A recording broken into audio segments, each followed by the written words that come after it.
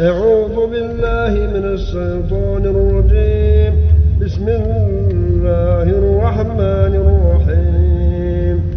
هل أتى على الإنسان حين من الدهر لم يكن شيئا مذكورا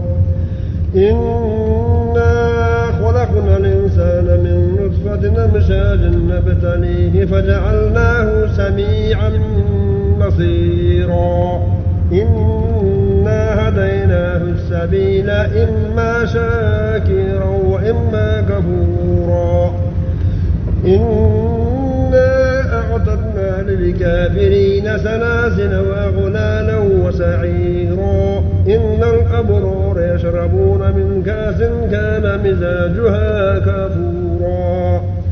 عينا يشرب بها عباد الله يفجرونها تفجيرا يوفون بالنضر ويخافون يوما كان شره مستطيرا ويطعمون الطعام على حبه مسكينا ويتيما وأسيرا إنما نطعمكم لوجه الله لا نريد منكم جزاء ولا شكورا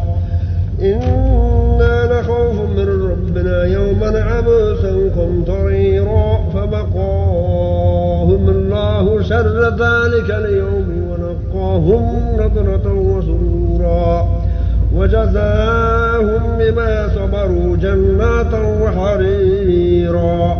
متكئين فيها على الأرائك لا يرون فيها شمسا ولا زمهريرا ودانية عليهم ظلالها وذللت قطوفها تضليلا ويطاف عليهم بآنية من فضة وأكواب كانت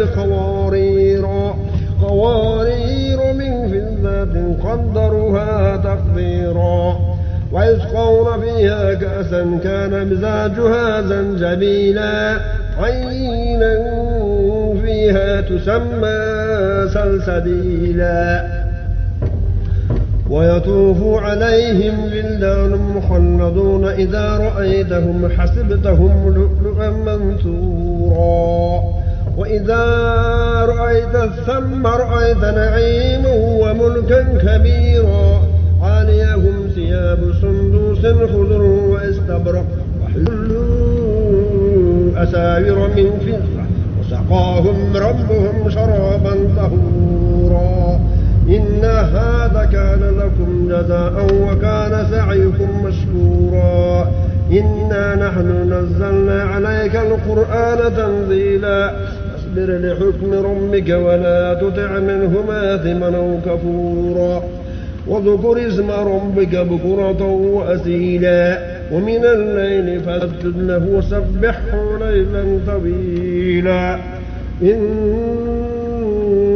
هؤلاء يحبون العاجلة ويضرون وراءهم يوما ثقيلا نحن خلقناهم وشددنا أجرهم وإذا شئنا بدلنا أمثالهم تبديلا إن هذه تذكرة فمن شاء اتخذ إلى ربه سبيلا وما تشاءون إلا أن يشاء الله إن الله كان عليما حكيما يدخل من يشاء في رحمته والظالمين أعد لهم عذابا أليما صدق الله العظيم.